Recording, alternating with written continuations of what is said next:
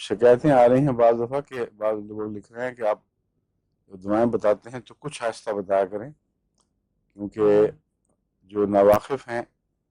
ان کے لیے اپنے اسپیلنگ میں لکھنا بھی مشکل ہو جاتا ہے، اور اسپیلنگ بھی میں بتاتا نہیں چونکہ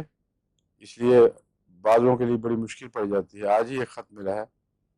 مجھے ڈاک صبح دیکھ رہا تھا،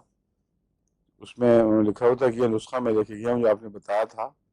تو ایسی تو کوئی دوائی یہاں جرمنی میں ملتی، آپ جرمن اسپیلنگ میں بھیجیں۔ اس نے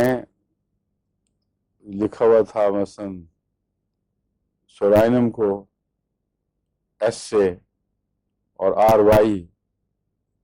اور وہ جو ہے دکاندار یہاں کے، وہ ذرا سا بھی لفظ بدلے تو بالکل پرواہ نہیں کرتے، خود نہیں سوچتے کہ کیا ہوگا، رسک نہیں لینا چاہتے۔ اس طرح فائٹو لاکا کو ایف سے لکھا ہوا،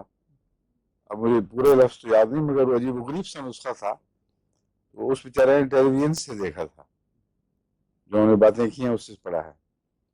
اس لیے میں آہستہ بول رہا تھا کہ کچھ لوگوں کو پتہ لگ جائے یہ کیا چیز ہے، مگر اصل علاج یہ ہے کہ یہ نسخہ اگر ممکن ہو یہاں جرمن زبان میں جو دواؤں کا ان کا نامنکلیچر ہے اس کے مطابق، اور انگریزی میں اور اردو میں بھی اگر لکھ کے ٹیلی ویژن پہ ساتھ آ جائے کرے تو یہی اصل علاج یہ ہے، اور ایسا بار بار سامنے آئے تو لوگوں کی نظر میں بات ٹھہر جائے گی، پھر وہ سمجھ آ جائے گی کہ کیا لکھنا ہے۔ لیکن ادروائز اس کے بغیر وہاں کے دکاندار کچھ نہیں دیتے۔